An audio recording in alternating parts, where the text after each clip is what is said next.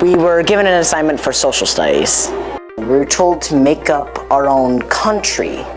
So I got thinking about how the founding fathers of America, they made their own Declaration of Independence. So I went home and I started writing up my own little Declaration of Independence.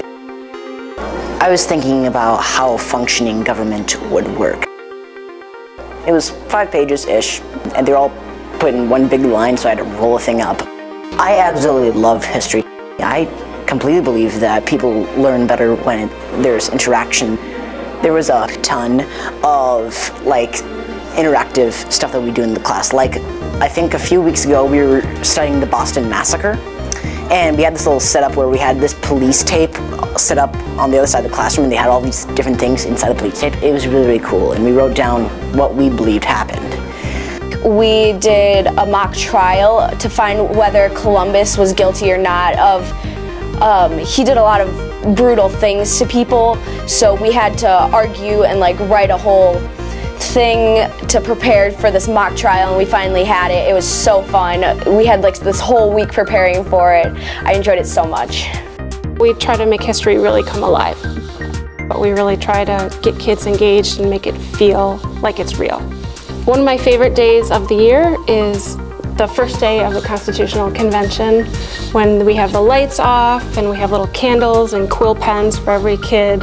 Constitutional Convention is a unit that we do in which the students assume the roles of the men who were at the original 1787 convention.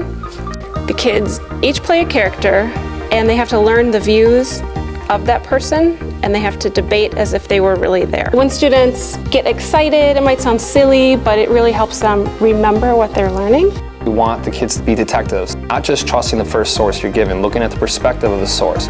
Is this an accurate source they're given or not? Once they have that skill down at the beginning of the year, we really use that the rest of the year. Another way we look at that, those detective skills, is later on in the year we do lock boxes. Basically where the kids are trying to get inside of this box before the timer goes off. It's set up as a mystery around the room. They have to find different sources and determine, is that source the accurate one that I want to use to get into this box here, unlock this certain lock using a certain code. One thing we really try to do is help kids understand, how does the content that we're studying that happened so long ago actually affect them today. And for that reason, that's why each year we like to offer this opportunity where kids can go to Washington, D.C. and see this in real life. I wanted to go on the Washington, D.C. trip last year because D.C. is such an important part of our country. It's kind of where everything happens.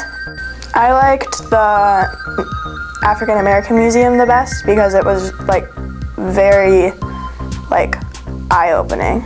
A good thing on the trip was that we were able to see so much in such little time. I think we saw a lot of the interesting points of the city within only 4 days. One of the things that connected with the class the most was probably what we learned about George Washington and seeing Mount Vernon and things like that.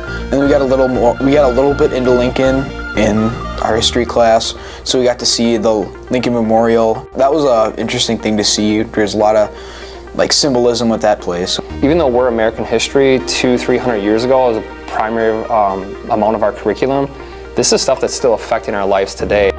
It's really intriguing to understand what happened in the past and how we can prevent or have it happen again in the future. It's been really, really fun. I've been learning about a lot more about the American Constitution and American independence, and it's very interesting. I'm very excited for the rest of this year.